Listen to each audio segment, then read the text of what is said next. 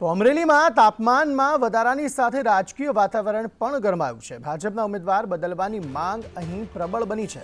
200થી વધુ કાર્યકરોએ અને અગ્રણીઓએ ભરત સુતરિયાને બદલવાની માંગ કરી।